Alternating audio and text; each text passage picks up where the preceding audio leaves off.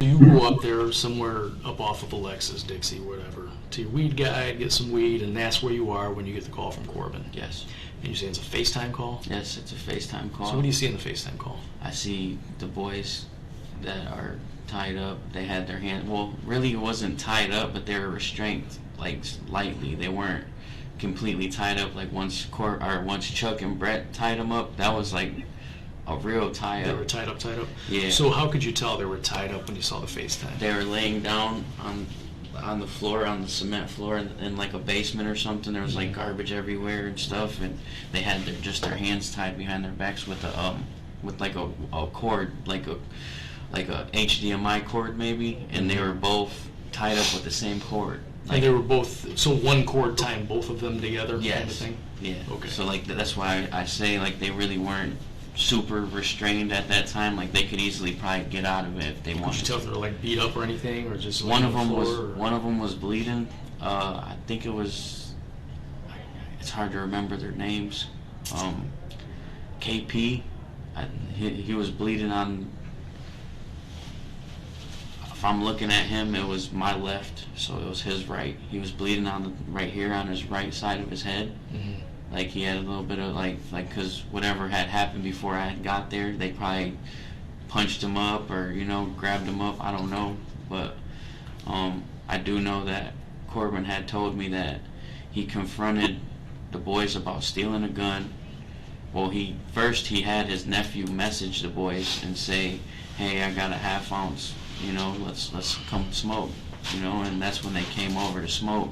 But once they got there, Corbin had confronted them about stealing a gun from his house, and that's when one of the boys tried to reach for the gun, and him and his friend Gabe, Corbin and his friend Gabe, are the ones that got them to be in the situation, grabbed him up, beat him up, whatever they did.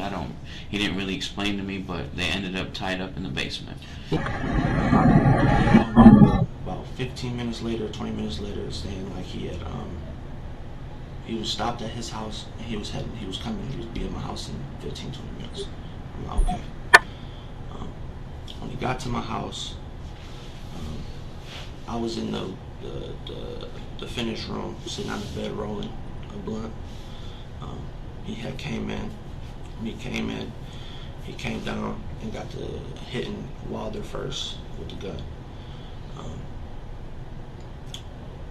He was just yelling, talking about, "Oh, what I tell you about why you breaking into houses," and then he started hitting Kyshwan. After that, I told him, like, "Bro, you gotta chill, bro. Like, this ain't what I intended for. You were supposed to just come over here and get situated with him. I'll deal with Kamarian, but I don't know this kid. I don't want no more bad blood with what he got going on. He put a gun on my house. It is what it is." But after that, he was asking about who broke into his mom's house. I thought he was saying Susu, but he was saying Zinzin is the one who broke into the mom's house or whatnot, and shit like that.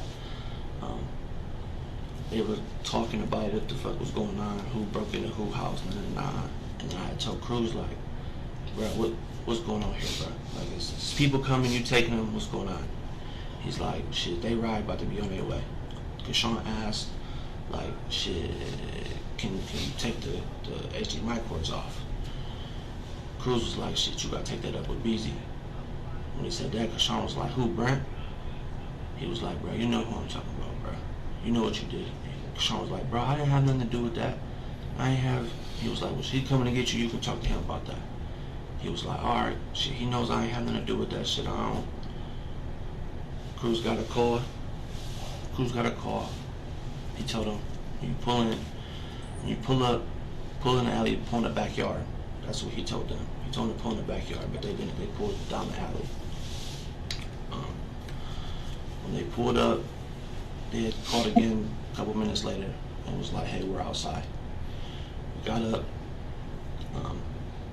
The boy stood up. Cruz walked first with Kyshwan. I walked with Kamarian. The HDMI cords was halfway off of Kamarian. I just took them off. When we walked outside, there was 2 men sitting in the alley.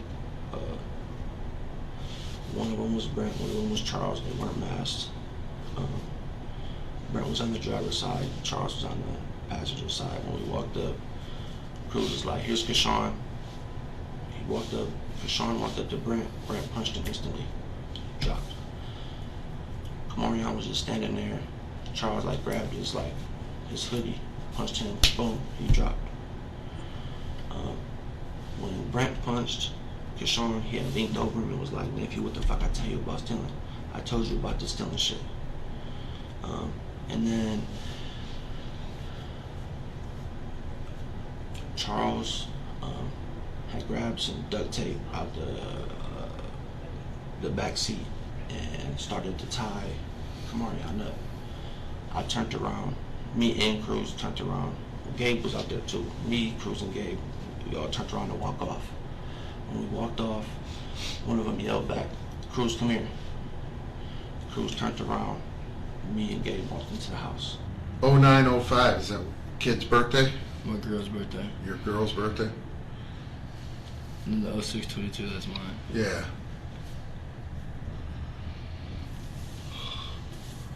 Oh wait, but this iPhone password is 00000. It's all zeros. All right, stand by on that. So you told us that you give us verbal consent, but I'm going to have you, if you're still good with it, I'm going to have you print down here and sign after I read this to you, okay? I, Don Eames, with this date of birth of 6/22/01, hereby authorize Sergeant Smith, an officer with the Toledo Police Department, or any other law enforcement or digital evidence analyst working with the aforementioned officer, to take custody of, copy, and analyze the items detailed below for evidence. I understand that the copies of the contents of the items, including all files and data, may be created and retained for analysis. I also understand that the analysis of the copies of the media may continue even after the items designated for analysis are returned. I provide my consent to this analysis freely, willingly, and voluntarily, and with the knowledge that I have the right to refuse to consent. I provide my consent without fear, threat, coercion, or promise of any kind. Yeah. If you agree with that, do me a favor, print there and sign right next to it.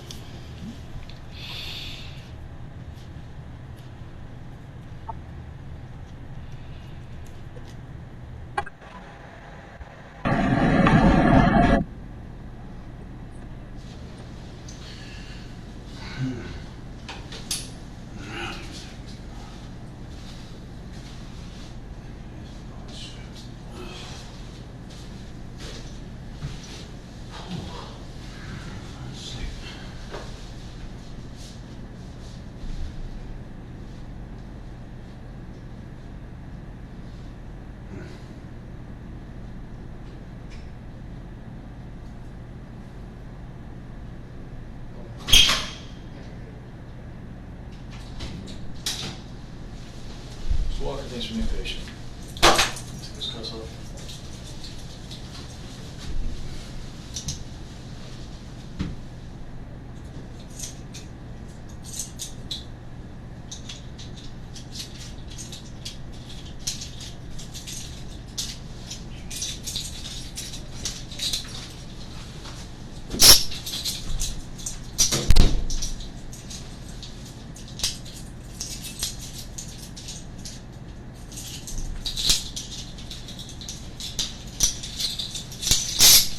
Have a seat over here.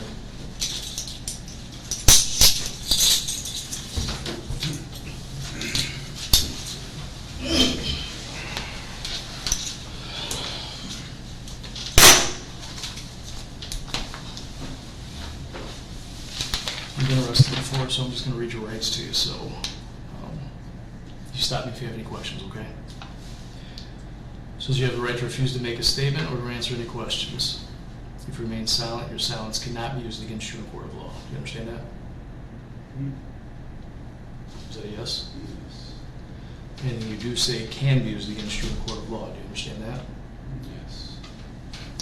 You have the right to the presence of a lawyer during the questioning. If you cannot afford a lawyer will be appointed for you before the questioning if you so desire. Do you understand that? Yes. Unless you're willing to give up the above rights, no statement of yours can be accepted, and no questions can be asked. Do you understand that? It says unless you are willing to give up the above rights, no statement of yours can be accepted and no questions will be asked of you. You understand that? The above rights stay with you and may be claimed now or at any time during the questioning. Do you understand that? Do you have any questions about any of that? Charles, I am Sergeant Rory Kennedy. This is Detective Paul Marchuk. Mr. Walker? Yeah. And we would like to ask you some questions about something that's currently under investigation. Are you willing to talk to us? If you got any type of investigation or anything, I'm not trying to talk to you. Looks like our lawyer present. Okay, what's your current address, Mr. Walker? The right to refuse to make a statement or answer any questions. If you remain silent, silence cannot be used against you in court of law. Do you understand that? Anything you do say can be used against you in court of law. Do you understand that? You have the right to the presence of a lawyer during the questioning. If you do not afford a lawyer, the lawyer will be appointed for you for the questioning if you so desire. Do you understand that? Lawyer. Okay.